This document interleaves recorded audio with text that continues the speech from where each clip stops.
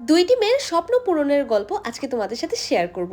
একজন খুঁজে পেল তার জীবন সঙ্গীকে, আর আরেকজন খুঁজে পেল নিজের পায়ে দাঁড়ানোর মতো শক্তি। আর দুইজনকেই কিন্তু এতটুকু পথ আসতে অনেক কাঠখড় পোড়াতে হয়েছে। কেন এই কথা বলছি আজকের ব্লগে সেটাই শেয়ার করবো। এন্ড হ্যালো, আসসালামু আলাইকুম everyone, this is Lamis and welcome to Lamis and Shovon's. সকালবেলায় ঘুম থেকে ওঠার পর আমার প্রতিদিনের রুটিন কিন্তু প্রায় একই রকম থাকে। আর শুরুতেই আমি যেই কাজটা শেষ করে নিই সেটা হচ্ছে সুন্দর করে নিজের বেডটাকে গুছিয়ে ফেলা। বিছানা গোছানোর পরপরই আমি সরাসরি কিচেনে ঢুকে যাই আমার আর আমার হাজবেন্ডের জন্য ব্রেকফাস্ট রেডি করতে।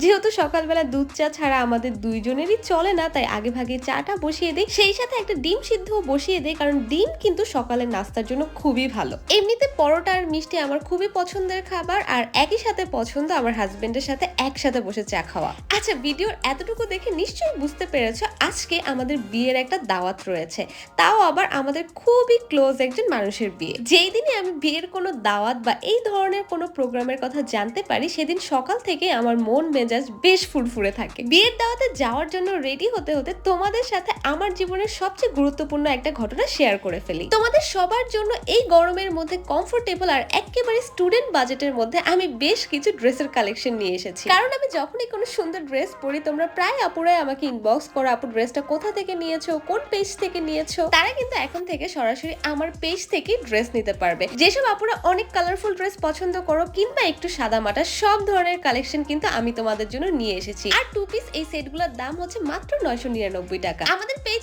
এলএনএস অ্যাটায়ারে তোমরা নিজেদের পছন্দ মতো ড্রেস অর্ডার করতে পারবে। যেহেতু আমি নতুন একটা বিজনেস শুরু করেছি, তাই তোমাদের সবার সহযোগিতাই কাম্য। আর তোমরা যারা আমাকে এত ভালোবাসো আর এত পছন্দ করো, তারা প্লিজ আমার নতুন বিজনেস পেজটাতে একটা লাইক আর ফলো দিয়ে দিও, যাতে নতুন ড্রেসের কালেকশন আসলেই তোমরা সাথে সাথে সেটা দেখে ফেলতে পারো। আচ্ছা, এবার বিয়ের দাওয়াতে ফেরত আসি, কারণ ড্রেসের সব ডিটেলস তো তোমরা বিজনেস পেজেই পেয়ে যাবে।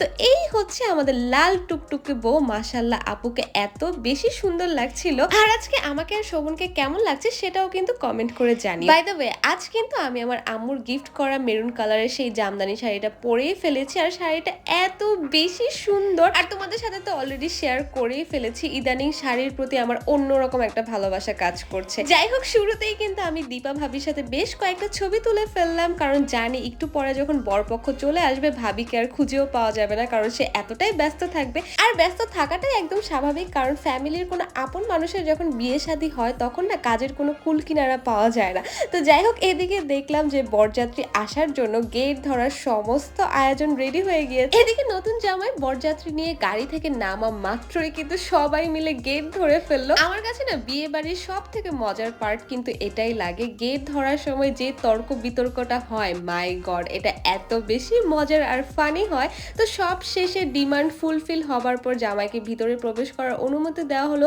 যেহেতু অনেকটা লেট হয়ে গিয়েছিল, তাই আর দেরি না করে বিয়ে পড়ানো কিন্তু শুরু হয়ে গিয়েছিল। কাবিননামায় সাইন করার এই সময়টা আমার কাছে সব সময় অনেক বেশি ইমোশনাল মনে হয়, কারণ এই সাইনের কারণেই কিন্তু দুজন মানুষের জীবন অনেকখানি চেঞ্জ হয়ে যায়। বিয়ে পড়ানোর পরপরই কনের মা মানে আন্টি অনেক বেশি ইমোশনাল হয়ে গিয়েছিলেন। আসলে আমরা কখনোই না মেয়ের মায়েদের ওই ফিলিংসটা বুঝতেই পারবো না, কিংবা তাদের মনে যে কি চলতে থাকে তখন সেটা বোঝার ক্ষমতা কিন্তু আমাদের নাই, যতদিন না আমরা ওই পর্যায়ে যেতে পারবো। আর এদিকে মজার বিষয় হচ্ছে আমাদের নতুন বউ মানে আপু, তার মাশাআল্লাহ এত সুন্দর হাইট যে তার মাথার উপরে কিন্তু ছেলেদের ওড়না ধরতে হয়েছে।